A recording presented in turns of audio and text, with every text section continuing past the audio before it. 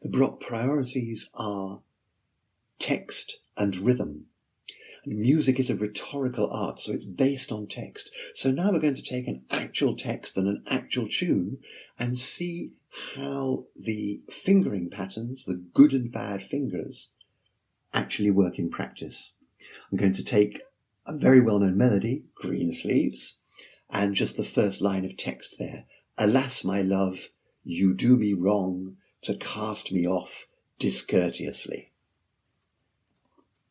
So the first thing we want to look at is just good and bad. And syllable by syllable, we just have to say whether it's good or bad. There's no middle, it's good or bad. So you have to relate it to the syllables around. Alas, alas, bad, good. Fingering-wise, well, we're coming up. The bad is going to be 2, for sure. 2 is our bad finger. And do we want 2-3 or 2-1? 2-1 is easier. If it was a scale, a continuous scale going up, we might go 2-3-2, 3-2, 3-2, if we were continuing up the scale. But if we're just looking at these 2 notes, 2-1 is easier. And that brings the question, are we looking at these 2 notes, or are we looking at the beginning of the scale? I mean, the jump, it's only a third, so maybe could be a little piece of scale with a third to start. Or maybe these 2 notes are a unit in themselves. That's always an artistic decision, but here's a clear pointer. In early music, look for the shortest unit you can. Imagine yourself speaking out loud in a big, resonant acoustic without any microphone. How are the people at the back going to hear you? It's not enough for you to be loud, you have to be clear. And the way to be clear is you break the speech up into short sections. The shorter, the clearer. That's rhetorical speaking in a large building. That's the principle behind early music phrasing. Rhetorical phrasing, as if you're speaking. Look for the shortest possible unit. Alas, and here's another clue. If you wrote this down, you would write alas, comma. That comma, if any of you have ever done elocution classes, you've probably been told 1 beat for a comma, or 2 beats for a comma, and 4 for a semicolon, and 8 for a full stop, or whatever. But you make a definite silence. You make a break for the comma. So these 2 notes are a thing for themselves. 2-1. Next syllables are my love. And there's another comma there. Alas, my love, you do me wrong. Okay, so my love is another unit. We're taking the shortest units possible. And so we move the hand between the 2 units. Alas, we've done 2-1. And now my love. Again, it's bad, good. English very often does bad, good, to be or not to be. Bad, good is very typical of English. Italian tends to do good, bad. Piano, forte, dolce, arpa, pizza, pasta. So our next 2 notes, G-A, 2-1 again, bad, good.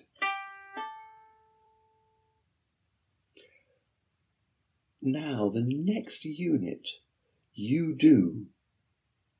That's not enough to convey the meaning. You do me, that conveys a slightly different meaning. You do me wrong, aha. That is what we would call, in literary terms, a sense group. In music, we might call it a figure. I sometimes talk about the mini phrase, the smallest possible unit. You do me wrong. You do me wrong. Bad, good, bad, good. 4 syllables, bad, good, bad, good. So we have to start with 2, and then 1, and then 2, and we can go 3. That's the theoretical thing, starting with 2 because it's a bad note. But actually it's the same note we just had before. We went, alas, my love. It's the same note. You can use that same thumb again, but be aware this is a bad note. So we now go thumb, thumb. Hopping the thumb is very, very characteristic of early fingerings. Sometimes you end up with multiple thumb hops, with good and bad notes sometimes mixed up in all of that. So the thumb is very active and has to be subtle to play a good or a bad when necessary. Here it has to play bad, good. And then we can finish the whole mini phrase. And now we want to cast me off. Again, to cast by itself isn't enough. To cast me off. So we want to start with a bad, bad, good, to cast me off. 2, 1, 2, and now we could go 3, but actually on the same string it's easy just to repeat the same finger.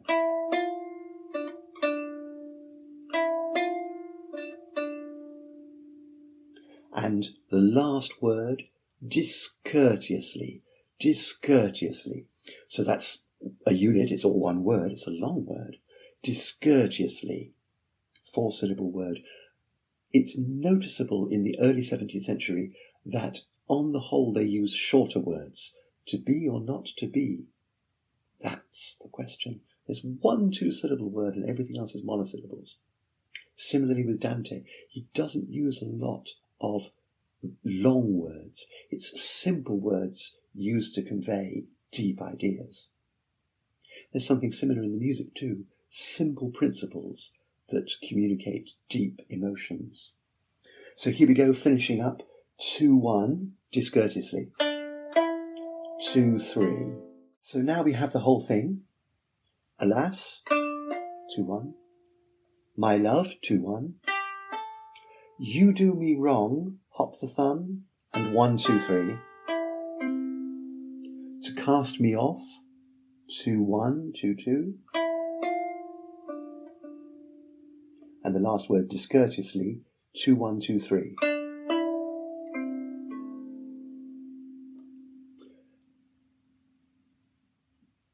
For each unit, for each mini phrase, for each sense group of text, keep your hand still.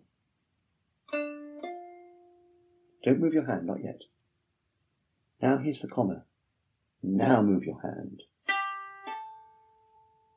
Don't move your hand, not yet. Now move your hand.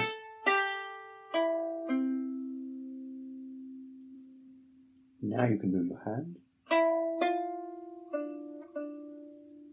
Now move your hand.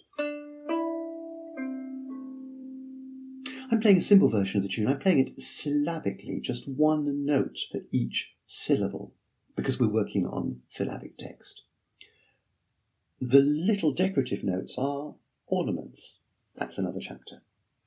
But what we do need to do before we finish this is combine our goods and bads with the tactus. Down, up.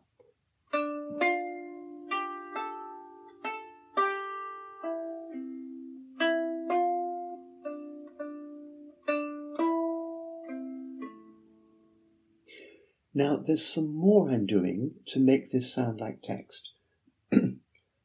Very often as I come up in pitch, especially bad good, to let that good note ring out, I stop the previous one. I just damp it. And then here, where I do the thumb hop, I don't place. Now I place. That keeps the thumb hop lighter. It keeps this note, it's not a brilliant note. I don't play it super well. It's not my best rich singing tone because it's a bad syllable. That word is wrong. That note is on the word wrong. So I might colour that by dropping a bit more près de la table and and playing that with a colour that sounds wrong. So there's the next level of playing as if it's text. Each sense unit should have its own emotional colour. We say in early music, its own affect. Alas, my love, you do me wrong. To cast me off discourteously.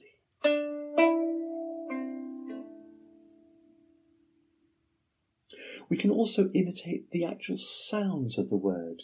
Alas, my love. The liquid sound of those L's is a slow articulation.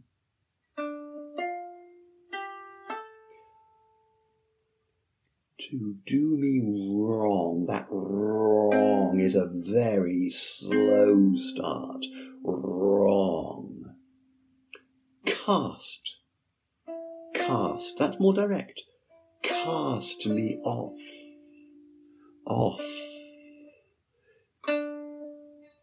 Maybe you could even approach the strings slowly and get that kind of feeling.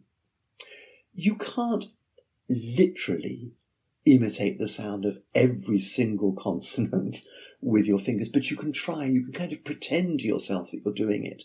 And the better you pretend, and the better you're involved with the meaning of the words, the more your listeners will believe that they're hearing text from your harp.